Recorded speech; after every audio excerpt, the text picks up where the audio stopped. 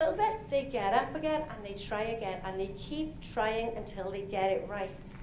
It's the same with everything babies learn to do, and I'm trying to convince him now, because now he's 6, he's got that fear of failure coming into him, and I'm trying to convince him now, that's okay, you couldn't do it today, you'll do it tomorrow, or maybe you'll do it the day after, and I'm trying to stop him developing that fear of failure at 6. So when we're trying to make a big change in our lives, we've got to take it small steps.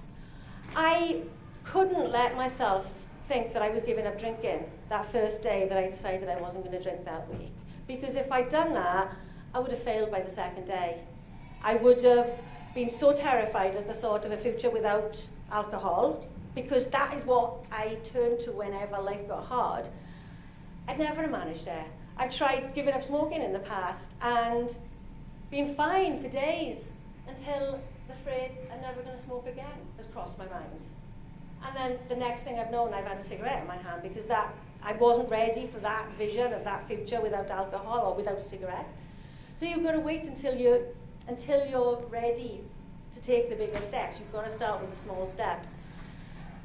And the reason why people fail in an awful lot of things, New Year's resolutions, for example. We start the year, I don't know if that's across every culture, but I know in a lot of countries we say, New Year's Day, I'm going to do this and this and this and this, and we give ourselves these enormous goals to completely change our lives.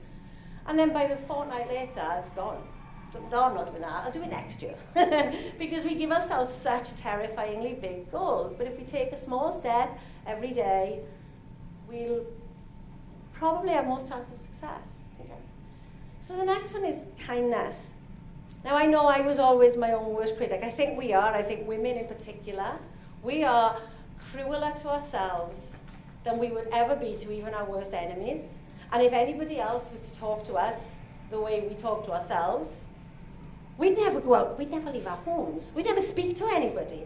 If anybody had ever spoken to me the way that I used to speak to myself, I would be hiding under my quilt, refusing to have any interaction with the world at all, because I was savage to myself. And if I tried to make a change, like I tried to give up smoking, I tried to control my drinking, I couldn't do it. So I would be so vicious in my criticism of myself. I'd never say, well done for trying. It would always be, well, you screwed up there, didn't you? And I would always be really harsh with myself. And yoga helped me to stop doing that. When I first started my course, one of the first things that our teacher said was, there's 3 rules of yoga. There are only 3 rules. You don't judge yourself or others. You don't compare yourself to others. And you don't, oh God, I've forgotten. You don't do something else. You come back to me. I'm not going to dwell on that. But it's that lack of judgment and compassion is so vital. It's vital in everything that we do. We've got to treat ourselves with kindness. Because if we're not going to be kind to ourselves, then nobody else is. Nobody else. The only person that you can rely on to actually be kind to you is you. And so if you're not doing it, then you can't be surprised when the rest of the world feels like it's not being kind to you.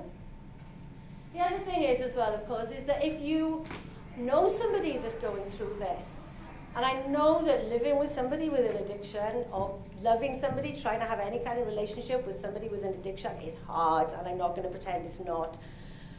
But it's too easy to get angry with them and blame them and resent them when they fail and resent them for everything that they do when they're in the grip of this addiction.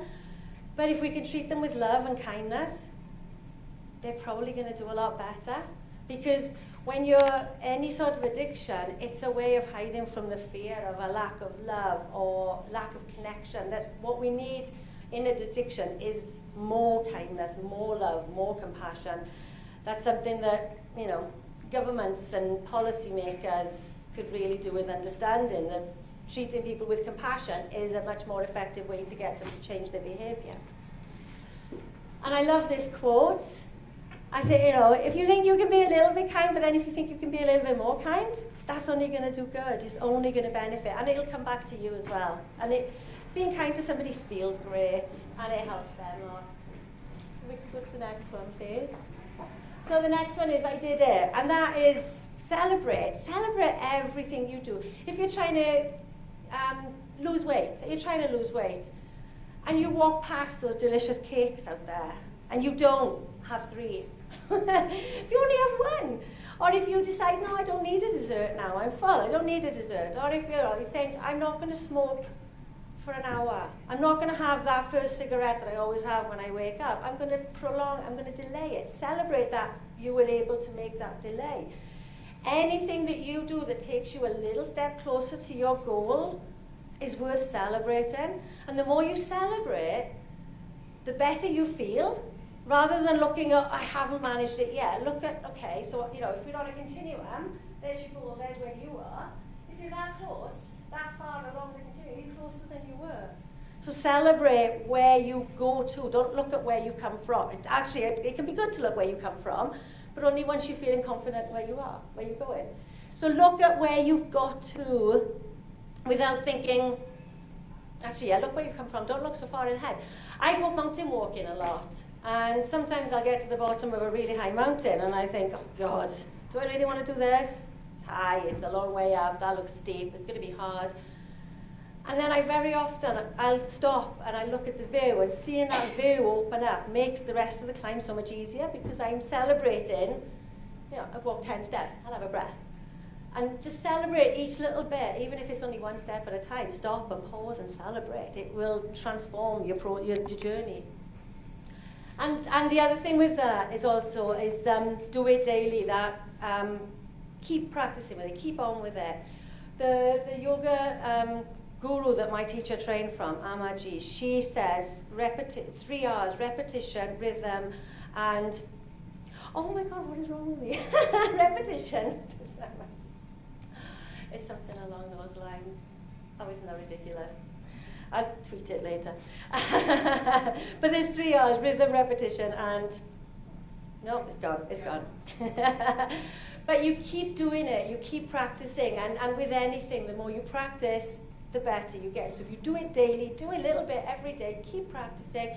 It's like in yoga, if you start off going to a yoga class, and you can get that far, and touching your toes, and then the next day you get that far, and eventually you practice, and you'll end up with your hands flat on the floor.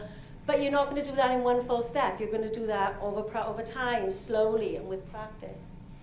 So the next one is support. Now support, obviously we know about support, mutual aid organizations in recovery. They're very good for keeping people in their recovery, for helping that understanding support network is really important. Your family, your friends, your faith groups, your mutual aid support, online forums are increasingly support networks for people.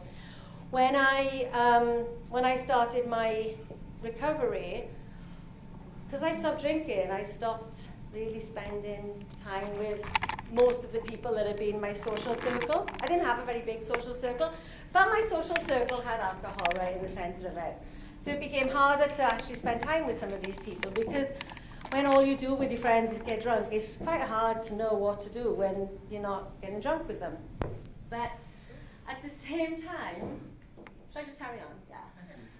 At the same time, I was building new networks. I was part of this yoga teacher training course. I joined a business networking group that was women, nothing to do with alcohol. We drank tea and ate cake in those groups.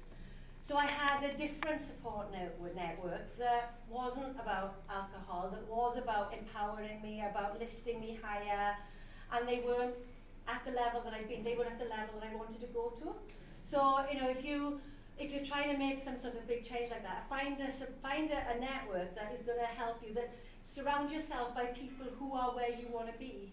There's that phrase that you are the product of the 5 people you spend your most time with. So seek out the people who are living the lifestyle that you want, who are exhibiting the behaviors that you want, and get that support network around you. And also have faith in yourself, because you can access that support yourself. I was my therapist. Through the work I did, I became the best therapist I have ever had. I've been to counsellors before. None of them did anything like the work on me that I was able to do on myself once I started to have that faith in accessing my inner resources. And we do all have it. We do all have that in us. And I think that was what actually, it was realizing that I was my best support system. I can remember thinking, I don't need AA, I am my higher power. And that was so liberating. That was when I really believed I can do this. Because I knew that I was accessing those resources in myself. So the next one is gratitude. Now I'm grateful daily for everything these days. I'm grateful for my recovery. I'm grateful for that yoga teacher training course. I'm grateful for the breakdown. I'm grateful for the 20 odd years of addiction that I went through, because everything has got me here. You know, I wouldn't be here, standing here and talking to you now in India, which I've wanted to come to for, 25 years. I wouldn't be here if none of those things had happened to me. And so every bad thing that is a bad thing, I don't call them bad things anymore. They've taught me things. Everything that has happened to me, that while it's been happening, it's felt like the worst thing in the world, I found lessons in them now. The more what we focus on is what we see. So if you're looking all the time at the bad things in life, and you're looking at what you don't have, and you're looking at all the terrible things that happen in the world. I'm not saying I ignore the terrible things that happen in the world, but I don't focus on them now. I focus on what I would like the world to look like, what I would like my life to look like, and that's what I'm looking for now, is the good things that can come my way, like opportunities to come here. I mean, this I am fairly sure, I'm 100% sure, wouldn't have happened if I was still always looking at the news and thinking, we're doomed, it's terrible, everything's awful, what's the point in anything? Because I've got this more positive attitude, I really believe that my more grateful attitude is why I'm here. So I'm incredibly grateful for the opportunities that came here, to bring me here. So gratitude is, be grateful, look for things to be grateful for, keep a gratitude journal. It's huge, it'll transform you. And the next one, please. Oh, these are reasons why gratitude is good. It's not just about making you feel better. It's been proven to do all of these. And there's one more, and another one, and it talks about it increases resilience. Actually practicing gratitude on a regular basis, on a daily basis, actually boosts your mental resilience. So then the last one is vision. I picked this because I was reading The Wizard of Oz to my son, and I just love it. So vision. Now, I said that at the beginning that this might have come at the start, but if I had started with the vision of I'm going to give up drinking, I would have failed, because that vision was too big for me at the time. So my vision initially was I'm not going to drink today, and gradually that became the bigger vision. So when we're looking at making big changes in life, start with a small vision. Start with, right, what can you achieve in the next, if your long-term goal is giving up drinking, look at, I'm not going to drink for this week, as a small step. So then that's your vision. So make your vision small enough, so it's big enough that you're going to get excited about it, but not so big that you get overwhelmed, and the fear, because the fear will creep in then. And when we're in fear, we have no resilience to anything. So keep your vision small, and then gradually you can build up to this big, beautiful vision of this wonderful life that you want and that you deserve and that you can have. And I believe that might be my last slide, is that? Oh, no, there was a bit here about different learning. There's a learning theory around conscious incompetence, but I think I'm out of time, aren't I? So I can talk to you about that. If anybody wants to know how that fits in with a learning model, I can talk to you about it later, but I need to let these other ladies speak now. So thank you for listening.